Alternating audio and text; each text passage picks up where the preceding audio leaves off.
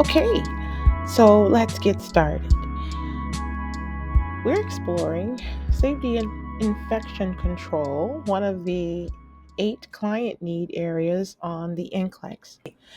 So, here we're just going to make our way through some of the remaining resources that I have included for you on the Google Docs notes that I've prepared here for you to use. Okay, so common infections and the pathogens that cause them. All right, so I start with pulmonary infections, and you'll see here some of the viral and bacterial pneumonia.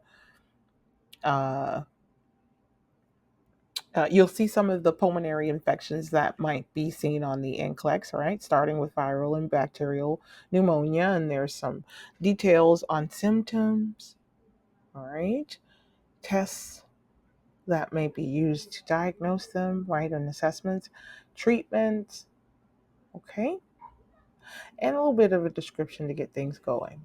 All right, so you'll see that for the pulmonary diseases, mycosis, okay, pulmonary aspergilloma, tuberculosis is here, cytomegalovirus is here, viral pneumonia. All right, those are all fair game. Now, the cardiac infections that might be described on the NCLEX, right? It may not always say myocarditis. Maybe they explain it as inflammation of the heart muscle caused by bacterial or viral infection. For example, polio, adenovirus, Coxsackie virus. All right, Coxsackie. That one's hard to say. All right, so again, the symptoms, tests, treatments, all listed here. All right, this one even includes what we're going to monitor the patient for, which I think is an excellent thing for you to zone in on as a nurse looking at nursing implications or nursing considerations, because honestly, monitoring comes up a lot, like monitoring the patient for the next possible problem often comes up in our case study questions in the evaluation piece, but then also sometimes in the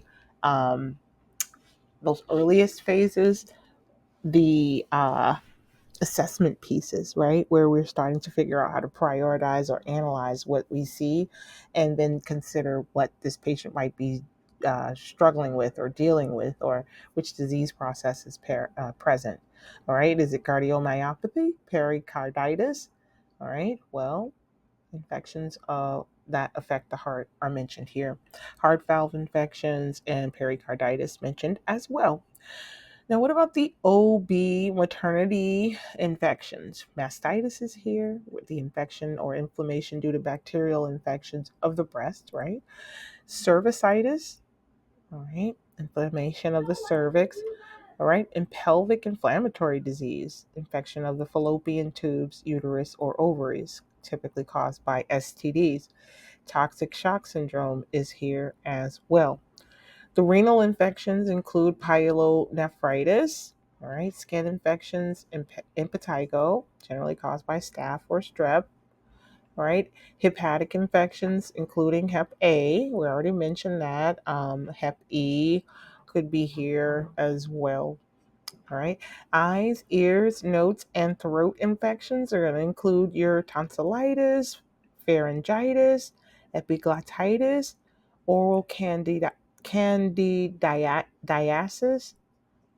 can't say that one right, parotitis, otitis media, right, mastoiditis, labyrinthitis, and the otitis externa.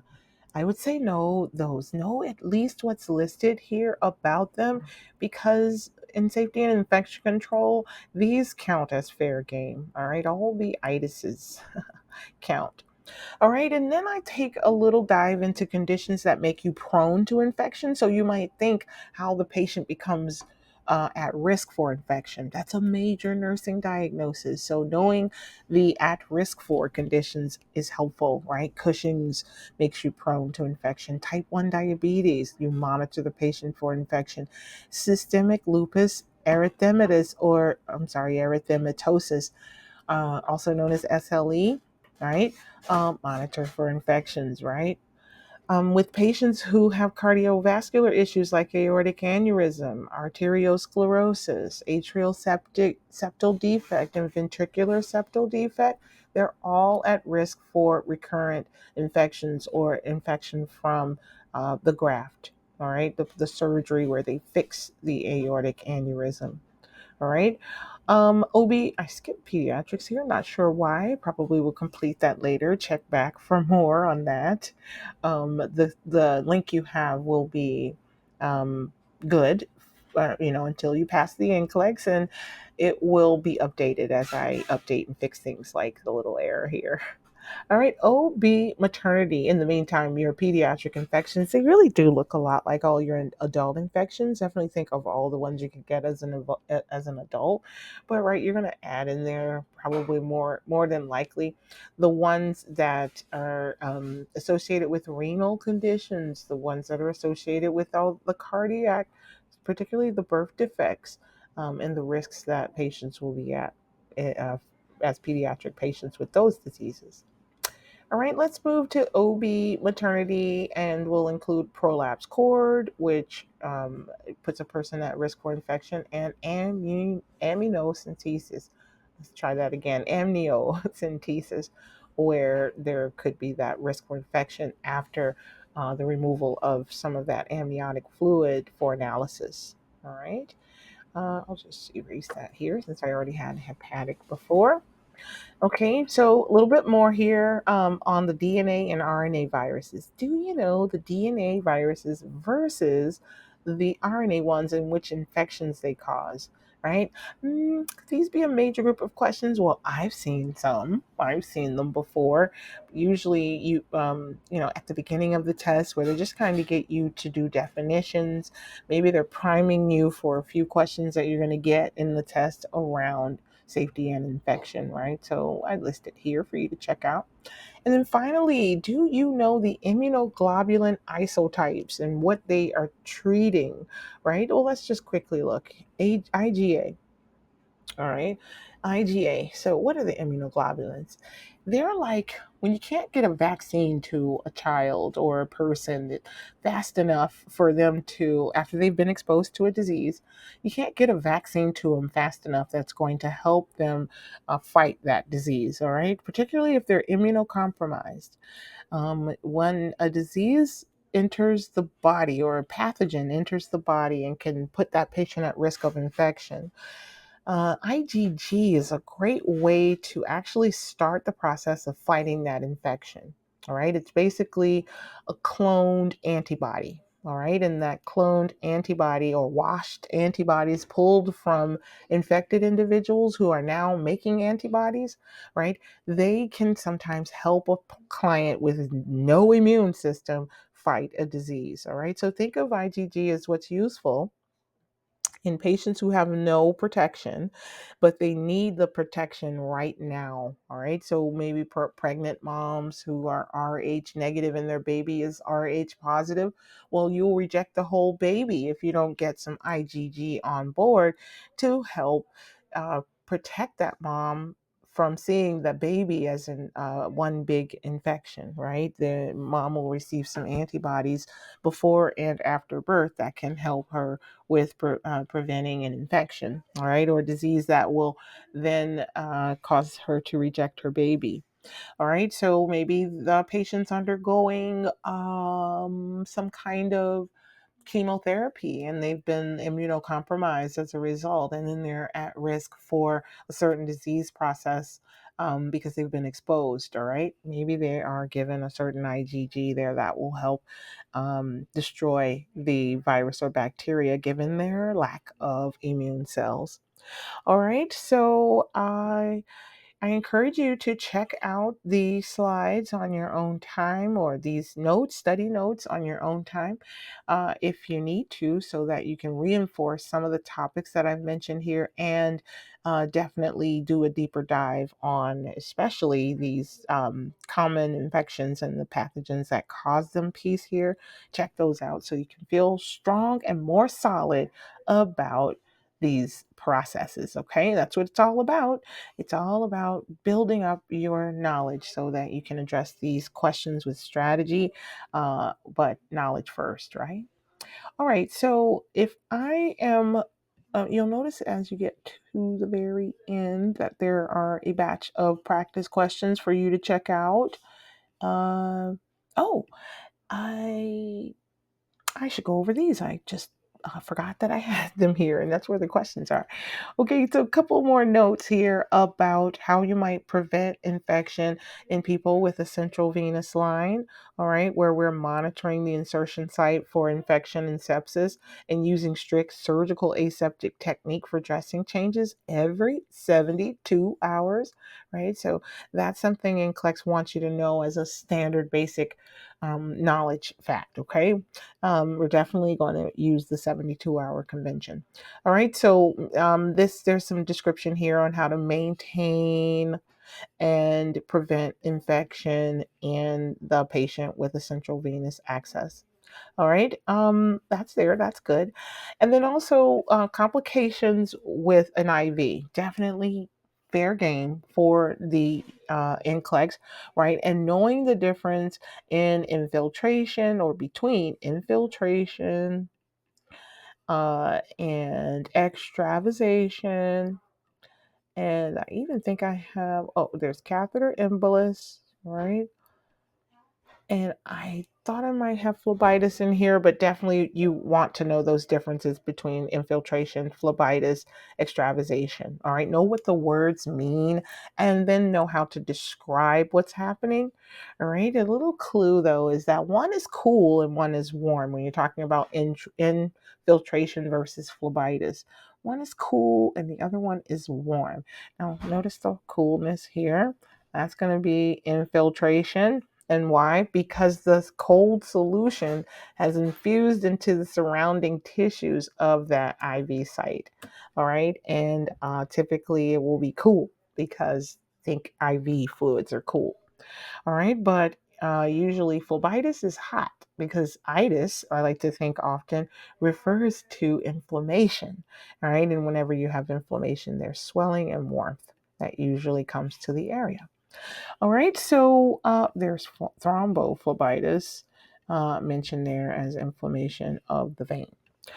All right, so definitely check out those notes. And then finally, I do have a little piece here where I talk about big gun antibiotics, all right, aminoglycosides, and why NCLEX wants you to know all about them. All right, they're ototoxic. All right, they're also nephrotoxic. All right. They're generally, you have to give to patients who have hepatic encephalopathy because it actually sterilizes the bowel. Okay. And then we might want to, nephrotoxic mentioned before, like the ear is shaped a little bit like the kidney because so maybe that could help you remember that the ear and the kidney are kind of linked. All right. But aminoglycosides tend to be nephro and ototoxic. All right, peaks and trials have to be taken. So, do you know when to administer the peak? I'm sorry, when to draw the peak? All right, after administering the medication, do you know when to draw? Typically, you have to think about the route of the medication. So, depending on how long it takes for that medication to peak, or typical medications in that route to peak, right, that will help you think through when to draw the trial levels. Okay, draw the peak and trials. All right, so you always draw the you think tap trowel first, administer the med, and then draw the peak. All right, trowel first, give the med, and then draw the peak because the trowel implies the level of uh, lowest concentration of the med. Okay, so check out those notes there for more. If you are not thinking through your aminoglycosides, they're a super important group of meds to be covered on the NCLEX because of all the toxicities and the problems they cause. Remember, this is a safety test, and so you're always wanting to think what's the worst that can happen. All right, now let's look at these darn practice questions, okay? If you click on the link there, it will take you over to practice questions I happen to have open in another screen. All right, so let's check them out here.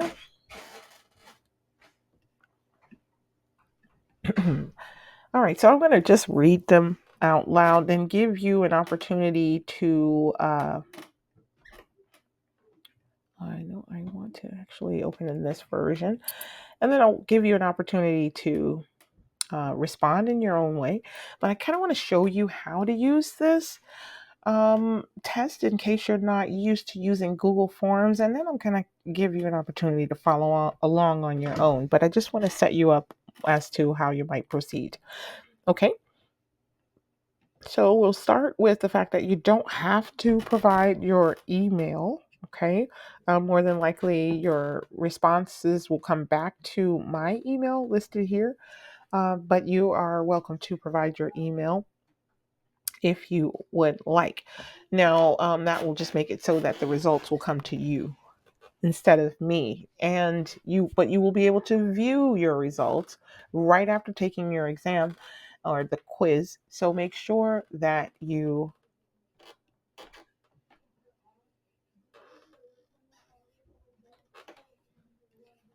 yes, review those prior to, sorry about that. Make sure that you review uh, your answers after taking your score after taking the practice question. Okay, so let's talk safety and infection control. Starting with the first question. Patient X is diagnosed with constipation. As a knowledgeable nurse, which nursing intervention is appropriate for maintaining normal bowel function? All right, is it A, assessing dietary intake, B, decreasing fluid intake, C, providing limited physical activity, or D, turning, coughing, and deep breathing? All right, I'll give you a moment, or you may choose to pause the screen as I oh, well, uh, we could discuss the answers, or you could check the answers out. Um, yeah, I think we'll do that. Well, let's go ahead and provide the response here. I think that could be helpful. All right, so are we assessing dietary intake, decreasing fluid intake, providing limited physical activity, or turning, coughing, and deep breathing? All right, let's go with assessing dietary intake, and we'll check those out on the other side. Okay, a 12-year-old boy was admitted to the hospital 2 days ago due to hyperthermia. All right, his attending nurse, Dennis, is quite unsure about his plan of care. Which of the following nursing interventions should be included in the care plan for the client? Okay, this is a fair game question for both RNs and PNs because they're simply asking you what should be included and does not necessarily restrict your scope of practice here. All right, so should be included. That could totally be one of the fourth questions on a case study. That said, I'm giving you a little moment to figure out your response. Are you going to go with A, room temperature reduction, B, fluid restriction of 2,000 milliliters per day, C, axillary temperature measurements every 4 hours, or D, antiemetic agent administration? Okay. All right. Which should be included? All right. How about room temperature reduction? So we'll go through the answer rationale really quickly on the other side. All right, while working in a pediatric clinic, you receive a telephone call from the parent of a 10-year-old who is receiving chemotherapy for leukemia. The client's sibling has chickenpox. Which of these actions will you anticipate taking next? Will it be the A, administer varicella zoster immune globulin to the client? What about B? Educate the parent about the correct use of acyclovir or Zovirax. C. Prepare the client for admission to a private room in the hospital. Or D. Teach the parents regarding contact and airborne precaution. Okay, I'll give you a moment to make your choice. You may pause at this moment if it's helpful to give you more time. All right, now let's go with an answer. What about administer varicella zoster immune globulin to the client? All right, we'll go over that in a moment. All right, you're caring for a client who has been admitted to the hospital with a leg ulcer that is infected with vancomycin resistant Staph aureus or VRSA. Which of these nursing actions can you delegate to an LVN LPN? All right, is it A, assess risk for further skin breakdown? B, plan ways to improve the client's oral protein intake? C, obtain wound cultures during dressing changes? Or D, educate client about home care of the leg ulcer. All right, so I would encourage you to take a moment, look at your answers, make a commitment, and then we will return. All right, let's go with obtain wound cultures during dressing changes. Next one, which action will you take to most effectively reduce the incidence of hospital-associated urinary tract infections? Is it A, ensure the clients have enough adequate fluid intake? B, teach assistive personnel how to provide good perineal hygiene? C, perform dipstick urinalysis for clients with risk factors for UTI? Or finally, D, limit the use of an indwelling Foley catheter. All right, that said, let's go with D. All right, next one. You are the pediatric unit charge nurse today and working with a new RN. Which action by the new RN requires the most immediate action on your part? Okay, is it A, the new RN wears goggles to change linens of a client who has diarrhea caused by C. diff? B, the new RN places a child who has chemotherapy induced neutropenia into a negative pressure room? C, the new RN admits a new client with respiratory syncytial virus RSV infection to a room with another child who has RSV. And then D, the new RN tells the nursing assistant to use an N95 respirator mask when caring for a child who has pertussis. All right, pause if you need a moment. All right, we're going to go with the new RN places a child who has chemotherapy induced neutropenia into a negative pressure room. All right, here we go. Following surgery, a client is receiving 1,000 mils of normal saline IV with 40 milliequivalents of potassium chloride, which has been prescribed to be infused at 125 milliliters per hour. Okay, the client states, my IV hurts. What should the nurse do first? All right, is it A, contact the client's physician for a different IV prescription? B, slow down the infusion to keep an open rate 20 to 50 mils per hour?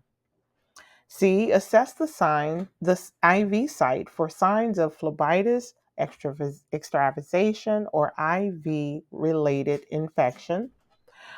Or D, check the hanging parenteral fluid and administration set for documentation as to when they were last changed. All right. What do you do first? All right, what do we typically do first? Let's pause if you need a moment. All right. Okay, let's go with assess the IV site for signs of phlebitis, extravasation, and IV-related infection. All right, so we're moving on. For which of the following preoperative clients should the nurse assess the glucose level? Select all that apply. All right, the first one, a client with diabetes mellitus controlled by diet. B, a client with high stress response to surgery. C, a client receiving corticosteroids for the past 3 months. 4, a client with a family history of diabetes receiving dextrose 5% in lactated ringer solution, D5LR IV fluids. And then finally, E, a client who consumes a high carbohydrate diet. Now I'm going to give you a moment to make your selections, then we'll make a few selections and we'll see you on the other side.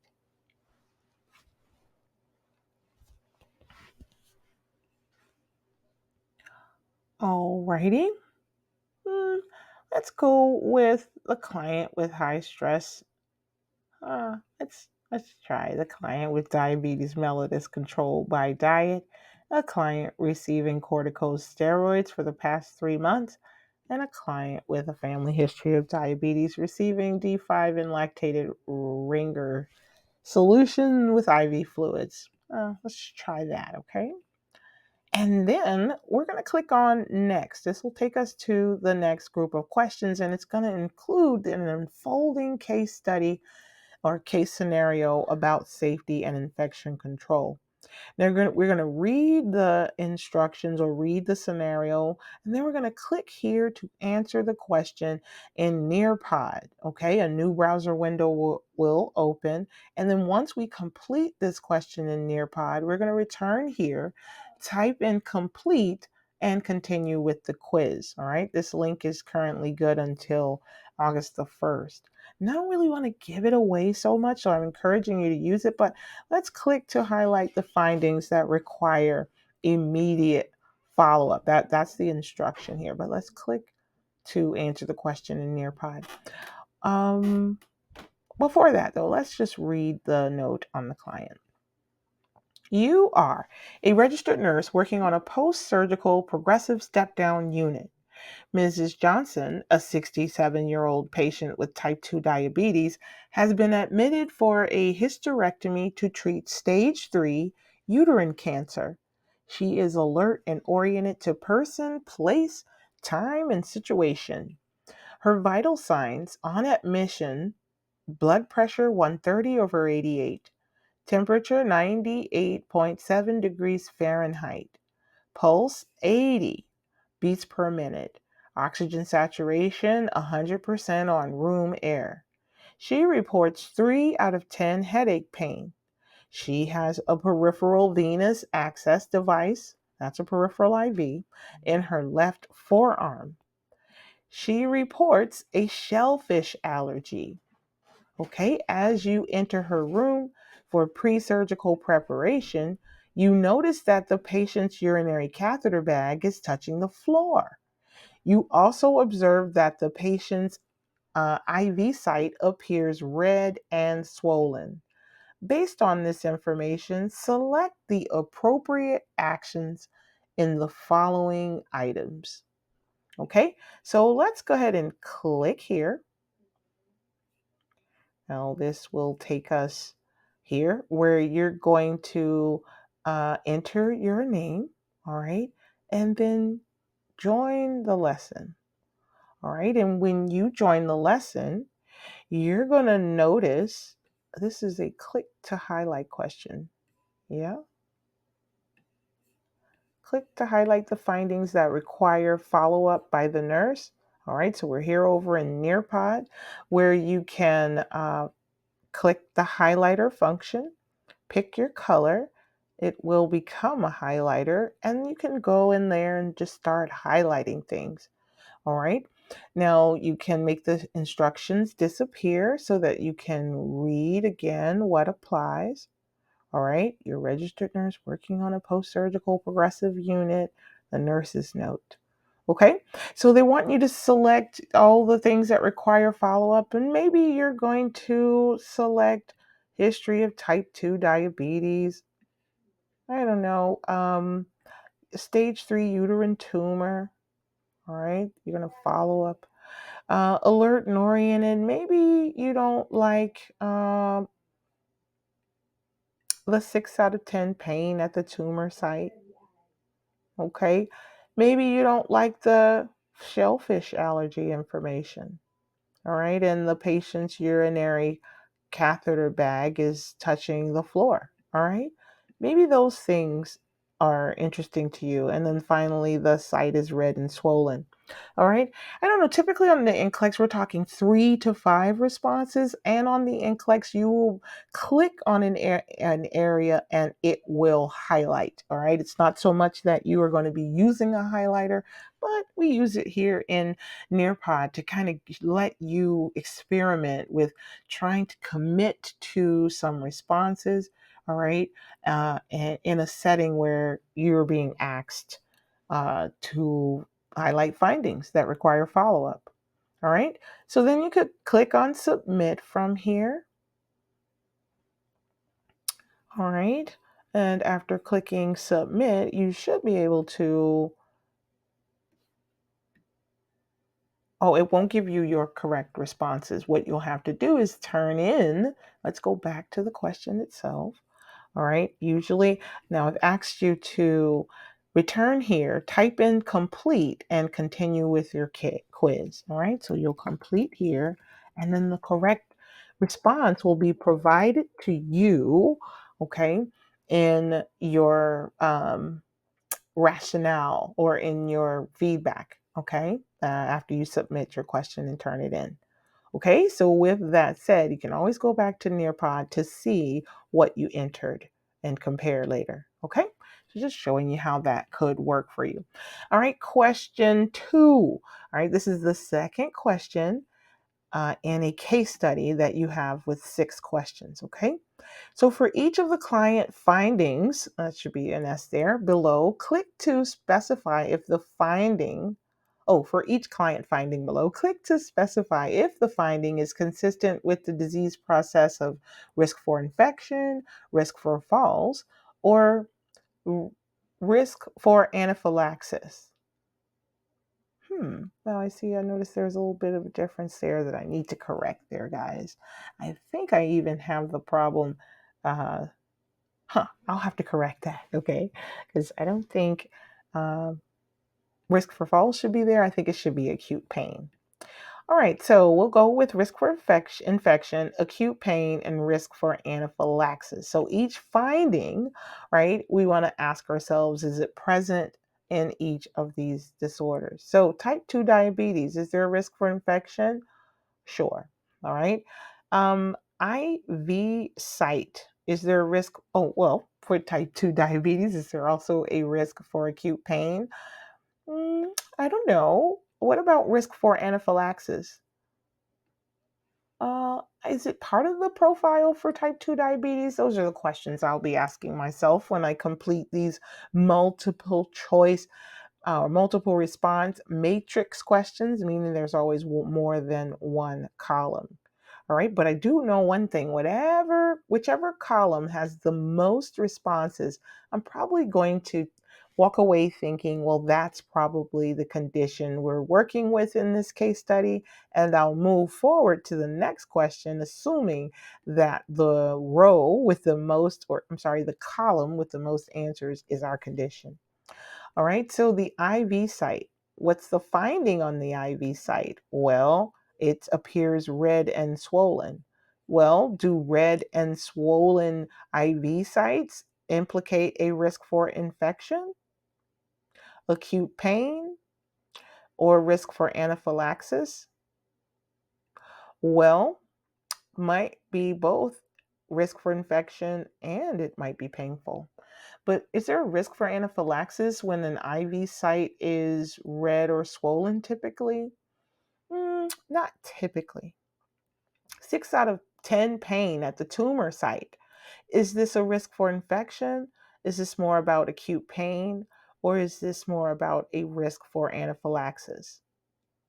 Well, we know for sure this is a high pain number, so there's also that risk for acute pain. Now, urine bag touching the floor. Does this present a risk for infection, acute pain, or is there a risk for anaphylaxis involved in this one? Well, definitely a risk for infection. I don't know about the pain and not sure about anaphylaxis as much here. Well, then there's finally shellfish allergy. All right, is that about having a risk for infection, acute pain, or risk for anaphylaxis? Well, we for sure know there's the risk for anaphylaxis with shellfish allergy. Is there pain typically or risk for infection? Hmm, I don't know. All right, I don't know as much, but I do know whichever one of these columns has the most selections. I may move forward thinking, oh, we're probably dealing with that particular disease. All right, or condition. So, are we dealing with a risk for infection in this client? Let's move forward and see. All right, so question 3 of 6 is asking the client is at highest risk of developing which of the following? Okay, so here are our answer choices. All right, pulmonary embolism, phlebitis or thrombophlebitis, hypoglycemic shock, or IV infiltration. So the question is asking the client is at highest risk of developing which of the following? I'll give you a moment.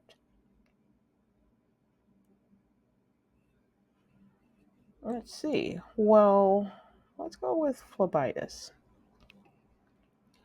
And then we'll go over these together. All right. So what in question 4, if you'll remember, question 4 is all about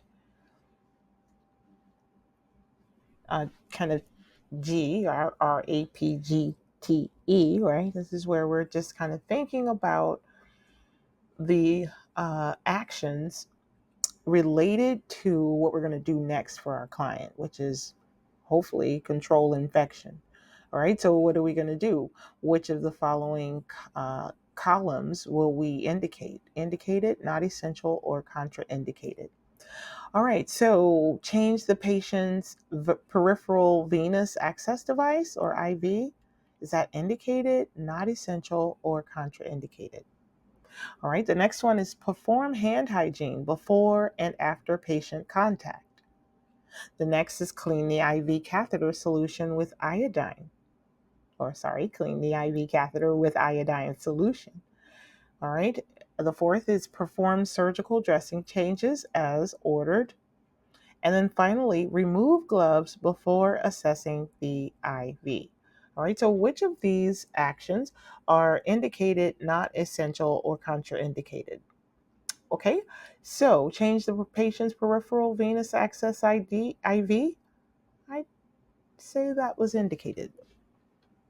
All right, feel free and pause if you want to go through these on your own and then come back and we'll finish them together. Perform hand hygiene before and after patient contact. Would that be indicated, not essential, or contraindicated? I would say with a risk for infection, we're going to go with indicated. Next, clean the IV catheter with iodine solution. Now, would that be indicated, not essential, or contraindicated in a patient with a shellfish allergy? Probably contraindicated. Next, perform surgical dressing changes as ordered. Indicated, not essential, or contraindicated. Well, anytime I see as ordered, I like to think that would be indicated because there's built into the language a caveat for whatever's needed, right? You always want to be able to use your judgment. And then finally, remove gloves before assessing the IV. Is that indicated? Is that not essential? Or is that contraindicated? Well, I don't know. I might say that we definitely don't want to just make it a part of our practice to mess around with IVs, peripheral IVs without our gloves. So I don't think it's indicated. Is it contraindicated? Not sure if it's contraindicated. All right. Maybe it's not essential. We'll see.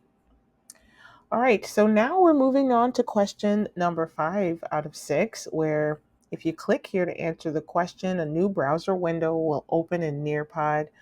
Once you complete that question, return here. You should type into your answer complete.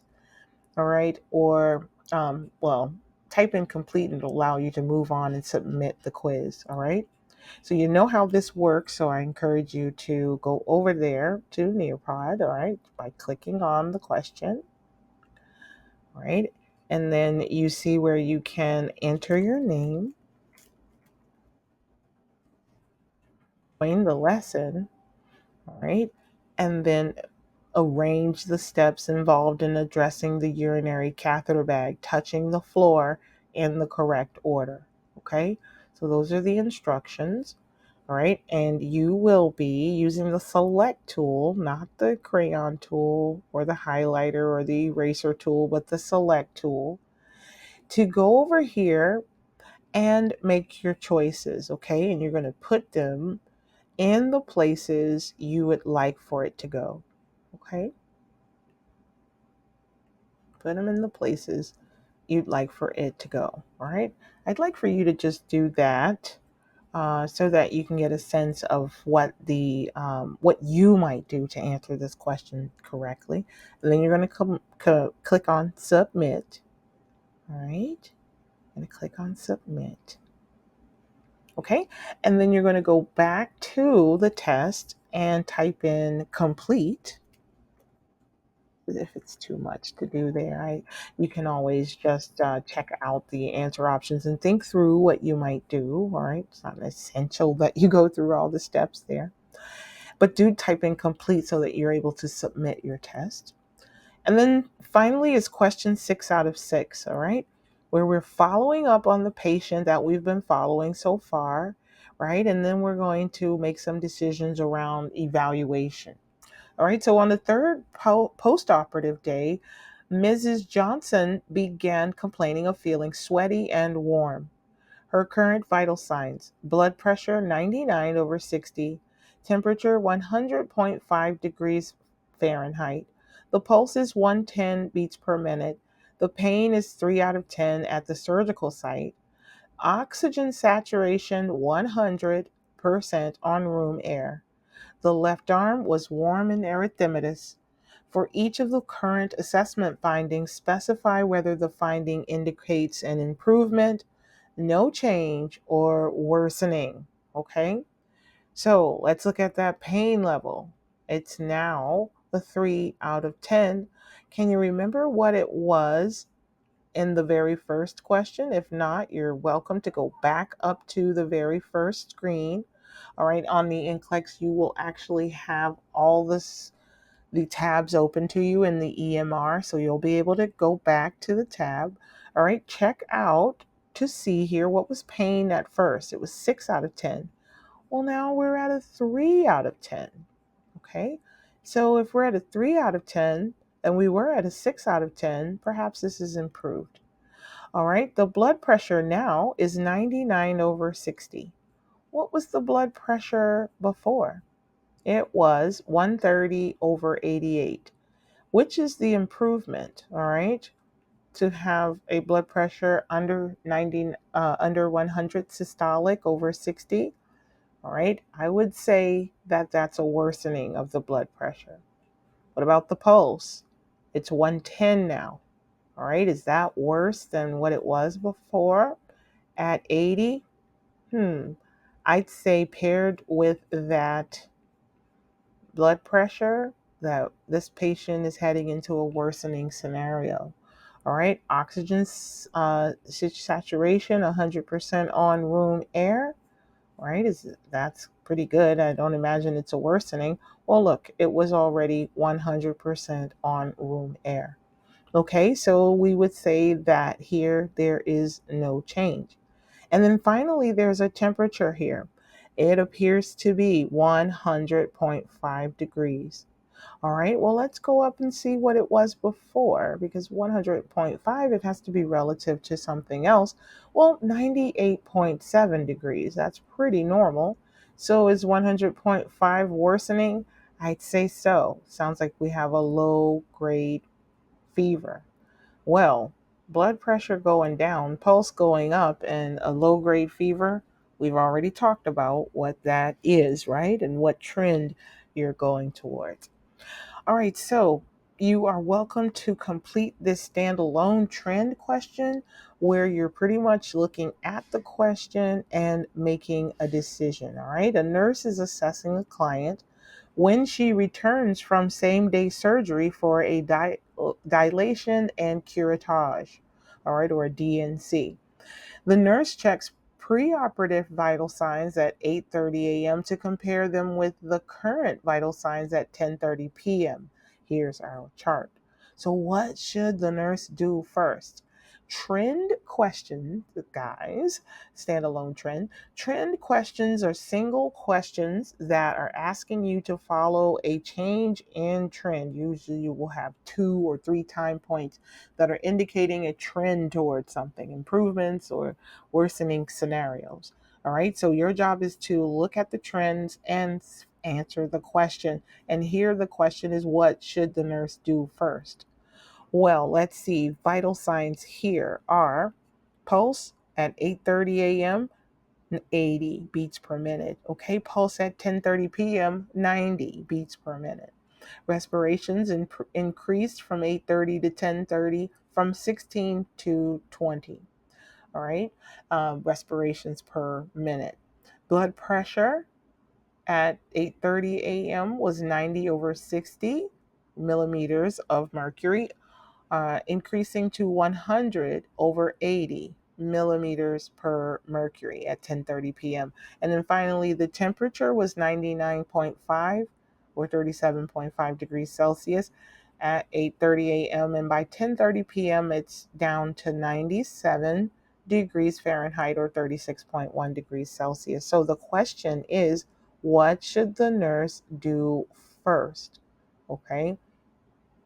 So, should we call the physician for pain medicine or medication? Cover the client with warmed blankets. All right. Administer oxygen at 4 liters per minute, or increase the IV fluid rate. All right. Which of these would be most appropriate for this client? I'll pause for a second so you can think about it a little bit. Alrighty, so let's go with an answer here that we can review a little bit later. Let's go with cover the client with warm blankets. All right, so here we're coming in for our last question. Now, our last question allows us to experiment with the bow tie. All right, and experimenting with the bow tie question, you're going to click here. It's going to take you over to Nearpod once again. And again, you're going to type in your name, okay, and join the lesson. All right. Now, let's read these instructions. Actually, you've already read these. They're continuing on from the earlier question in this case, unfolding case study question. All right. So you're the registered nurse working on a post-surgical progressive step-down unit. This is a nurse's note at 9 a.m. All right. Mrs. Johnson, a 67-year-old patient with a history of type 2 diabetes, has been admitted for a total hysterectomy to treat a stage 3 uterine tumor. She is alert and oriented to person, place, time, and situation. Her vital signs on admission: blood pressure 130/88, temperature 98.7 degrees Fahrenheit, pulse 80 beats per minute, oxygen saturation 100% on room air. She reports 6 out of 10 pain at the tumor site. She has a peripheral venous access device IV in her left forearm, and she reports a shellfish allergy. As you enter her room for pre-surgical preparation, you notice that the patient's urinary catheter bag is touching the floor. You also observe that the patient's IV site appears red and swollen. All right, so if you just put away the instruction screen, you will notice, if you choose the select tool and not the crayon or highlighter tool, that you can now select, all right, a particular potential condition, right? A Well, in the case of the bow tie question, you always want to first select the potential condition, all right, that is of interest to you. So you'll select from over here. Those are the titles that are represented here, but you want to go find the potential condition that's listed here, and then you want to drop it into this area here, all right? So the blue goes to the blue. The green is to the green actions to take, and you're going to pick two. And then the gray area is a parameter to monitor, and you're going to select two. All right. I'm intentionally selecting the wrong one here so that you can know how to do it. All right. And make your choices. So I'm going to arbitrarily select others here, and know that you just have to scroll down if you would like to make selections from the parameters to monitor answer well. Okay, so I just made some choices there, but I want you to feel comfortable with using this Nearpod lesson. So go ahead and make your choices and submit. All right, and then after you submit, you'll see your answer choices have been left there. Just keep them open in that screen while you go over to um, complete your answer here, and then you'll be able to see, after submitting all of your questions, the entire answers, and the answers to the entire quiz. Okay, so let's submit, and your response has been recorded. If you want to view your score, you'll have an opportunity to view it in the following screen. After this, you may find it difficult to relocate your score. So either you'll have to remember it, maybe take a screenshot, or I don't know, some way, some other, in some way you need to keep up with this score. It's only going to be presented one time. All right, so we are looking at a score of 22 out of 28. Now, I intentionally did some of those wrong so that you could see what these total points would look like, and to remind you that, what are you going for? If you're RN studying for this exam, you're going for a 51% or better, to give you an idea of how you're doing and if you're still on track towards success on the NCLEX. The goal is to perform at a level of about 51% or better, RNs. PNs, unfortunately, you have a higher passing standard. You want to get to about 60% or better. But if you're an RN performing at the 60% level on most of your practice questions, you're on the right track. You have everything it takes to pass the NCLEX. All right, so you want to go no lower than a 50%, but see if you can get up in the 60 and 70%, as we did here, to show that you are doing well. Don't you dare beat yourself up if you are not hitting 100% every time. That is not the indication that you'll do well on the NCLEX. The best indication is that you're performing at about a 60 to 70%. All right, so you'll be able to go through your answers. There's feedback and rationale. I'm not going to go through each one, but I'll just show you here that assessing dietary intake makes sense for maintaining normal bowel function, right? Although a lot of these are like turning, coughing, and deep breathing might be a good idea for your patient in general. You want to connect your answers to the questions and try to align them appropriately. Yes, this is a safety and infection control question. Yes, absolutely. We're going to reduce the room temperature for our kid Dennis who's experiencing hyperthermia, because none of these other responses apply. All right, we don't want to restrict his fluids. We want to push fluids. We don't want to axillary temperature measurement, because we need more precise measurements. Axillary temperatures won't cut it in terms of like knowing exactly how this kid is in terms of body temperature, how this kid is doing through, and we want to do it regularly as well. The oral, rectal, or even tympanic temperature measurement. Definitely not axillary. Not it's not it's not precise enough. All right, antiemetics, just kind of unrelated. There's no real reason to give the child anti-nausea medications here in this particular scenario. All right. Let's see. Here's the situation where you got a kid who's getting chemo, for leukemia, right? Which is chemo to wipe out their white blood cells. Well, they're not going to have an immune system. They're going to be immunosuppressed. So we most definitely do not want to have this client who's been exposed to a sibling with chickenpox, all right, to move any further without getting some help, some additional help. And immunoglobulin tends to be an antibody. All right, an antibody that's already been cloned, washed, pulled out, that can be useful to a client who has a disease or high risk for exposure to a disease, as a kid who has a sibling with chickenpox, right?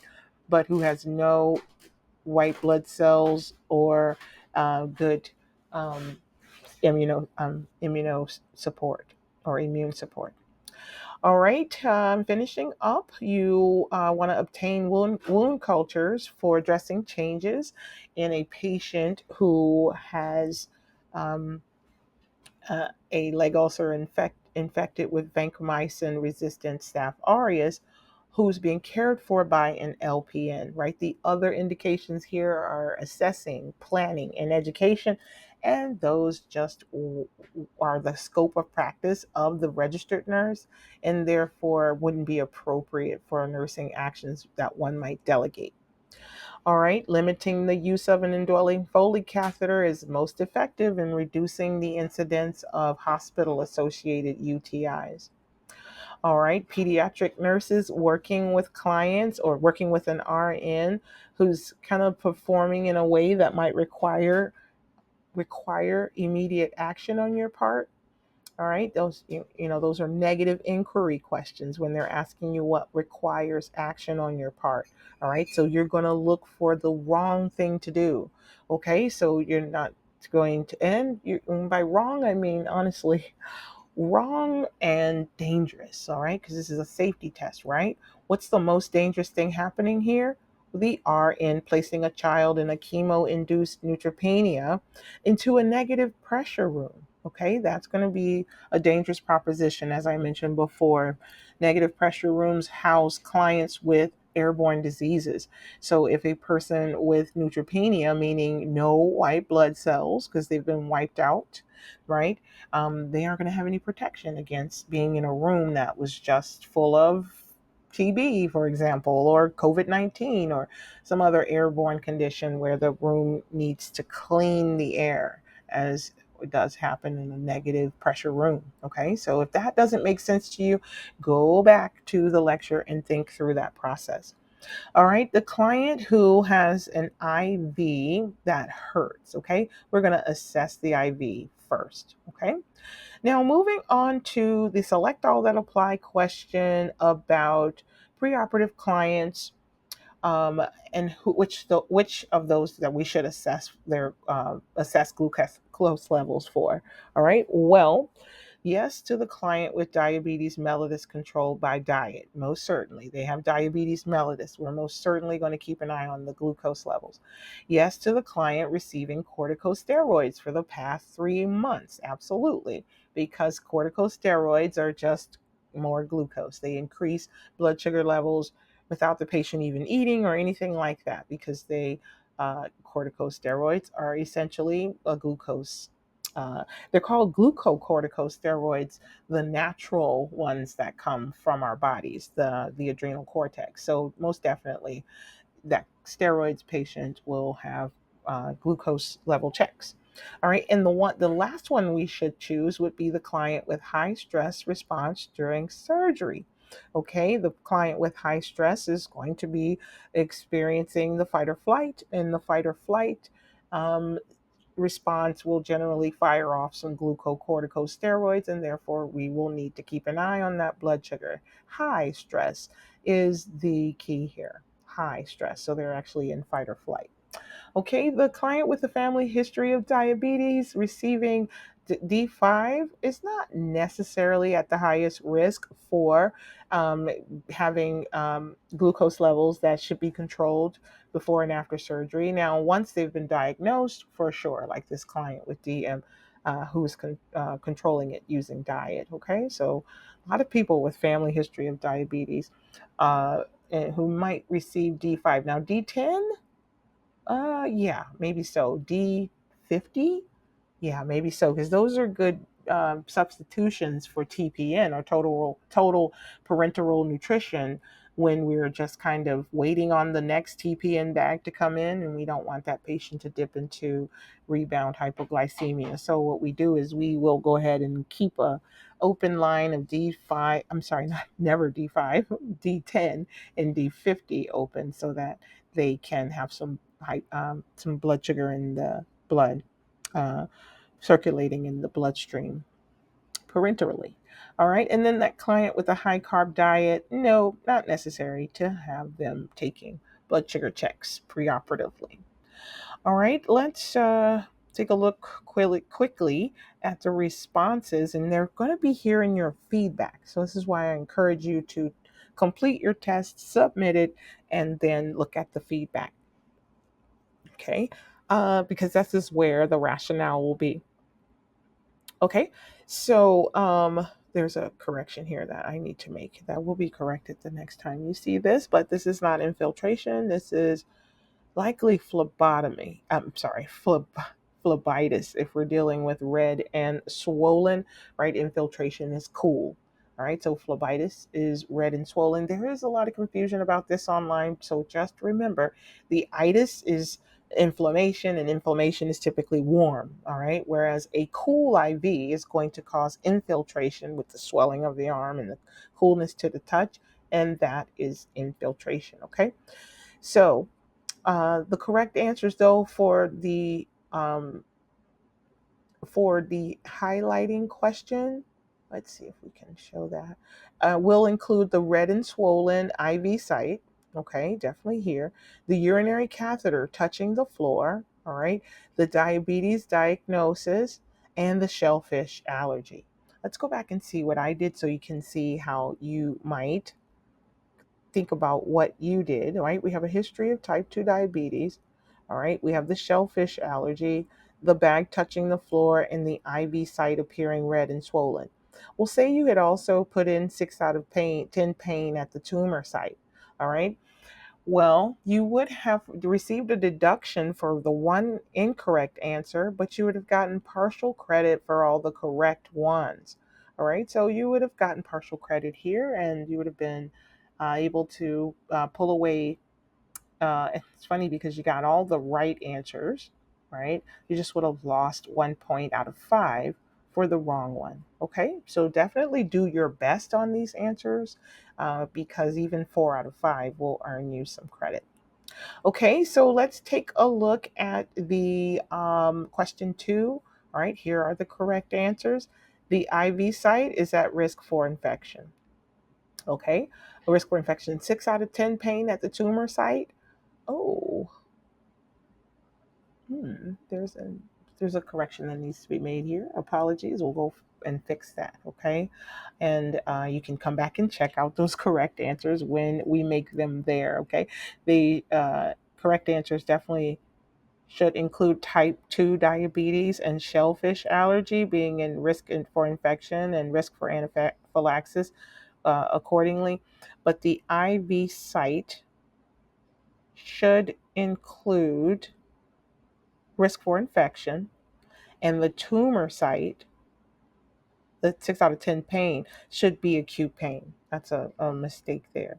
Now, the urinary bag touching the floor is risk for infection. Okay. All right. So moving down to question number 3. This one's a tricky question, but the whole case study is a little tricky. So my apologies if there's any confusion here. Just make sure you're understanding that phlebitis is warm and infiltration is cool. All right, so the client's at highest risk for developing which? Phlebitis, okay? Warm erythematous IV site is phlebotomist. All right, but we should assess for infection, infiltration, and thrombophlebitis. All right, question 4. Okay, assign the appropriate value to the given actions related to infection control. All right, so we are, yes, checking the patient's IV site. That's indicated. Yes, we're performing hand hygiene before and after. Yes. Cleaning the IV catheter with iodine, that is contraindicated, okay, because we have a shellfish allergy mentioned here. Performing the surgical dressing site change as ordered, absolutely. And removing gloves before assessing the IV site, I could agree that it's contraindicated. You might want to go ahead and leave those gloves on, but sometimes you'll notice people will pull off the end of the fingertip of the glove, right? They'll just yank off that tip so that they can get a better sense of the vein and what's going on with the vein in on superficial to the patient's skin. So I wouldn't say it's fully contraindicated. Um, but sure, it could, you really shouldn't be touching the areas that are at risk for infection with your fingertips. All right. And then finally, well, it's not finally, we're in question 5 of 6. Here are the 5-step answers to the right order that you should be. That you should be addressing this urinary catheter bag issue in. Okay, so first we'll assess the catheter for signs of. I don't know that line. Okay, here we go. First, we're going to assess, always assess, then apply the gloves, second. All right, then suspend the urinary catheter bag above the floor using the appropriate device, and then clean the catheter connection port with an antiseptic wipe, and then document your findings. All right, so that's your proper order. All right, question 6 of 6.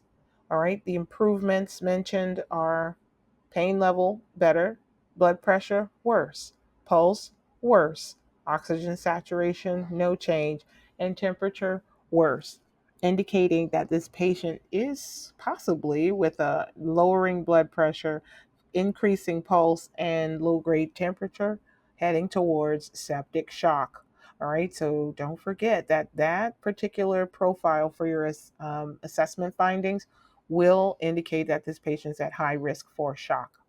All right, and then finally, the standalone question. What are you going to do for this client who is returning from same-day surgery for a DNC? We're going to cover them with warmed blankets because that temperature is dropping.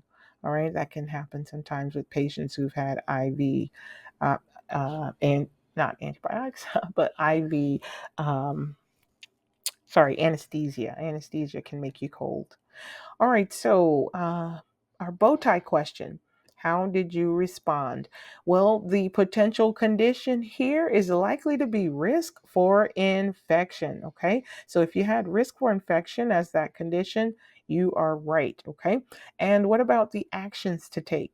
Well, the 2 actions to take here will be assessing the IV site first. Okay, you can put that there. And also, obtaining a urine sample for analysis. Okay, we've got to see what we're working with here. Oh, is that? Oh, that may be incorrect.